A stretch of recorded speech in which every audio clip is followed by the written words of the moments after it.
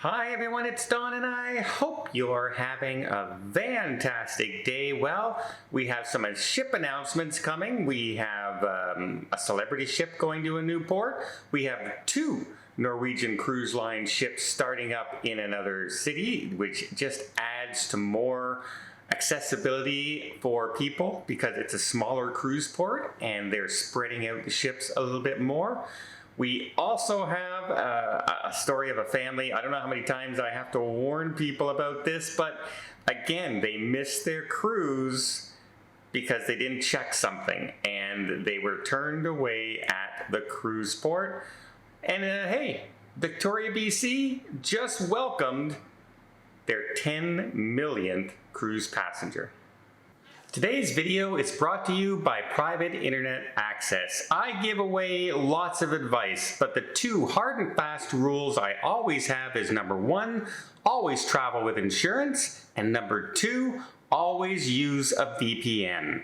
By having a VPN running, it hides your IP address and it safeguards your device from things like hackers and people looking to steal your personal information. Why choose private internet access instead of other VPNs out there? Well, how about the fact that they let you cover not one, not three, but unlimited devices all under the same plan?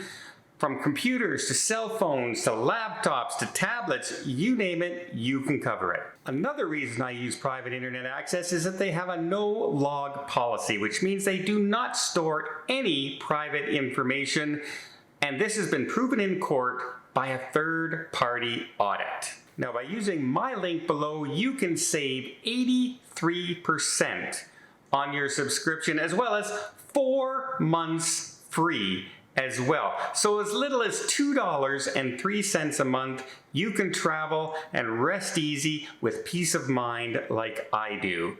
Thanks again to Private Internet Access for sponsoring this video.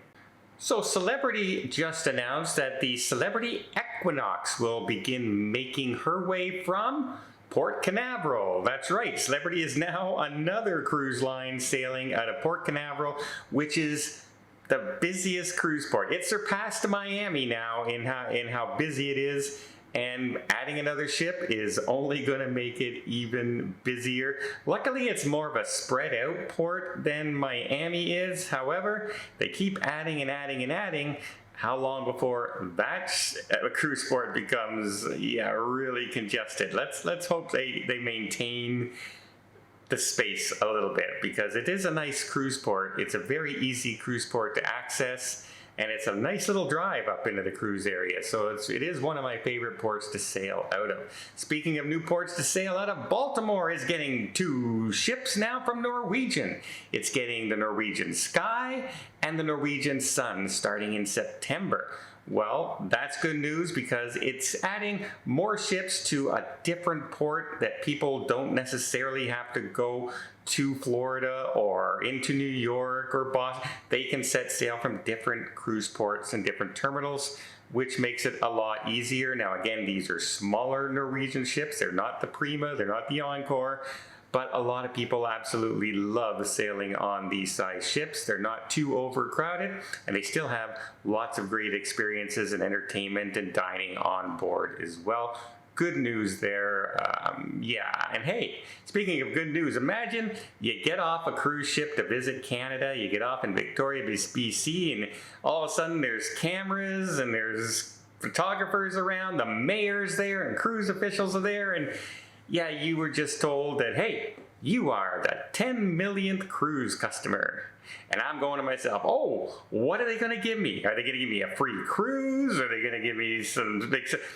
Well, they gave him a gift bag from the cruise port, which is a nice thing. They're not going to. They're not the cruise lines, right? They're not giving the cruise away. But the cruise port made it a big thing that, hey, 10 million passengers to Victoria, BC is a good thing. It is a real boost to their economy. When the cruise lines were shut down for almost 2.5 years in Canada, they really suffered around the tourism area, especially from the cruise ships coming off. And even people who keep on saying, well, cruise passengers don't really spend any money. Well, when they asked, what are you doing in Victoria today? They said, we're heading to the local restaurants. We're trying to find some entertainment, live entertainment on board, and we're going to check out the local shops. Well, that sounds like they're spending money in the cruise port to me. No, it's not a hotel fee, but they're still out there spending, they're buying things, they're visiting, they're doing the tourism stuff, and it is a big economy. In fact, the mayor actually said in the cruise area of Victoria alone, the cruise ships coming in are responsible for over $40 million worth of salaries just in that area alone, let alone the suppliers and all that go to the cruise ships and the food and gas, etc., etc. All that is extra. That's just salaries around the cruise terminal area. I think that's pretty significant, especially in a smaller area where it's kind of isolated from the rest of Canada, being an island off by itself. Okay, well, we have a warning out there. I got to start adding this into my top 10 list tips, I guess, because I'm hearing it more and more. But before I get to explaining why this family missed their cruise, let me just invite you to hit that subscribe button if you haven't done so already. If you want to keep up to date with everything going on in cruising, from how this family missed their cruises, to new cruise ships coming to news ports, to following us on our blogs coming up on the Caribbean Princess, the Celebrity Ascent, the all-new Princess Sun, and the Icon of the Seas, not to mention a 7 Seas cruise, all within the next 3 or 4 months. Can't wait to show you all those. Just hit that subscribe button. Doesn't cost a thing, and it really, really does help the channel out, and I really do appreciate it. Okay, well, a family who does not travel very often because the mother is actually afraid to fly. She has a very high phobia of flying, but she bit the bullet and she decided she's gonna travel and they're gonna take a cruise. And they got there and they handed in their passport and the cruise line said, sorry, you can't go. 4 of the 5 people passports all expired within 1 month of the cruise. That is absolutely heartbreaking, especially when you don't know any better. Like I said, these are not experienced travelers.